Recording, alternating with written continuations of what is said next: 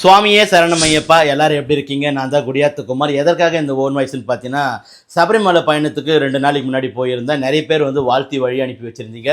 உங்கள் எல்லாருக்கும் ரொம்ப ரொம்ப நன்றி. தரிசனம் ரொம்ப நல்லபடியாக நடந்தது. பம்பையிலேருந்து கிட்டத்தட்ட 2 மணி நேரம் நாங்கள் படிக்கட்டில் நடந்தோம். நடந்து முடிஞ்சோடனே பார்த்தீங்கன்னா, தரிசனத்துக்காக கிட்டத்தட்ட 1 மணி நேரத்துக்கு மேலே எங்களை வந்து லாக் பண்ணிட்டாங்க. அதுக்கப்புறம் திறந்து விட்டோடனே ஒரு அரை மணி நேரத்தில் தரிசனம் பண்ணிட்டு வந்தோம். 18 படியை நல்லாவே தொட்டு வணங்கிட்டேன். சாமி தரிசனம் ரொம்ப ரொம்ப அருமையாக இருந்தது. நெய் தேங்காய் உடைக்கும் போது நெய்யும் ரொம்ப நல்லாவே வந்தது. மனசுக்கு ரொம்ப சந்தோஷமா இருந்தது. தரிசனம் முடிச்ச கையோட வந்து பார்த்தீங்கன்னா எல்லாருக்குமே அன்னதானம் வழங்கிட்டு இருக்காங்க. ரொம்பவே நல்லா இருக்கு.